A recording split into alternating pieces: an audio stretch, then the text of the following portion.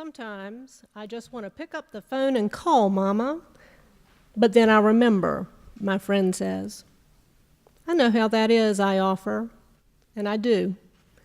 Her mother died 6 weeks ago. Mine died 6 years ago. I miss her every day. I miss the sage, vibrant woman with a belly-bouncing chuckle who was healthy for 81 good years. And I miss my frail, brittle mama, too, who was sick for 3. I miss telling her how her dog, now my dog, almost caught a squirrel. I miss hearing her complain about her bossy older sister. That damn Margie thinks she knows everything. I miss hearing her voice on my machine. It's the winter solstice. These bleak days will start getting brighter now. It's your mother. Click. I have no children, but sometime during Mama's illness, and maybe even before, our roles reversed, and I became mother to my mother. She asked my advice and trusted my counsel, for the most part. I took care of the bills, the groceries, the cooking, changing bandages, maneuvering her into her wheelchair, bathing and dressing her. I knew before the lab results were back what antibiotics she ought to have. Over time, I became very good at all of that. But at the beginning, I was unsure.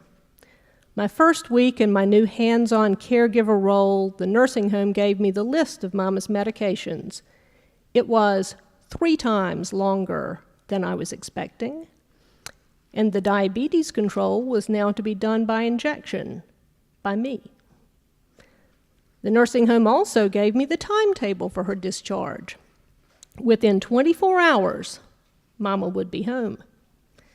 So I set myself the task of getting her room ready. Unlike giving shots, at least I knew how to wash baseboards. The raw pressure sores on her heels, her latest in a long string of maladies, meant she could no longer climb the stairs and settle into the walnut 4-poster that my father had built for them as a wedding gift. Instead, she would sleep in a hospital bed, and she would sleep downstairs. I feared she would hate both, but like it or hate it, that was going to be the new normal for her and for me. I gritted my teeth, and I got on with the job at hand, knowing if all went well, the hospital bed would be delivered about an hour before Mama herself arrived home.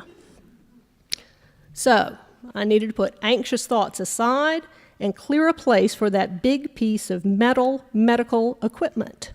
I moved rugs and all the furniture except the sleeper sofa out of a first-floor room. The sofa I shoved with 3 heaves against a wall. It was too heavy to push farther.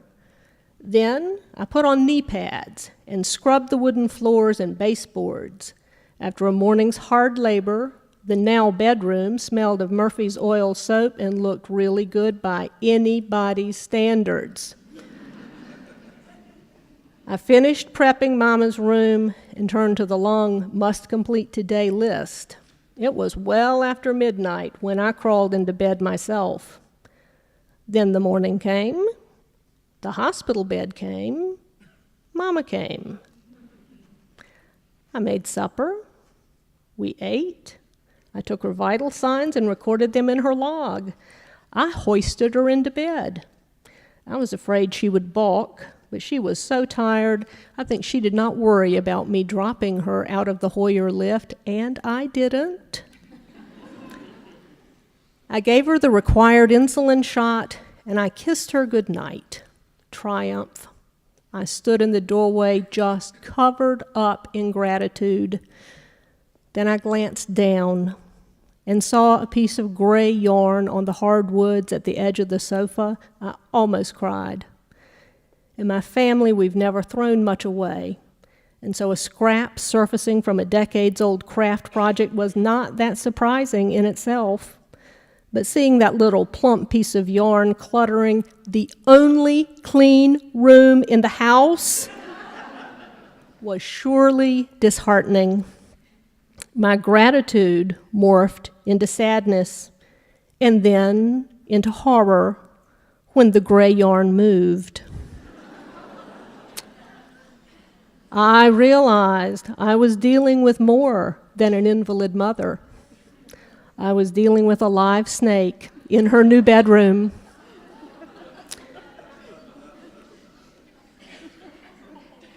The little snake had drawn most of its body under the behemoth of a sofa, but the tip of its tail was still within my reach. I grabbed a fire poker and took a deep breath.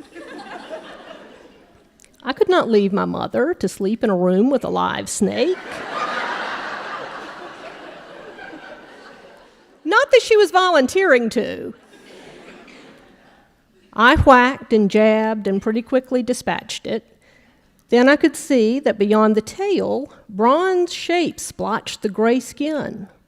It was a small snake, but it was kind of a stocky snake, and its head was whitish. Possible copperhead, I thought. For sure a dead one, though. You want to see it? I asked. She gave me a long look. No. So, I took the little carcass outside. When I came back, I stood again in the doorway and watched Mama settle under the covers.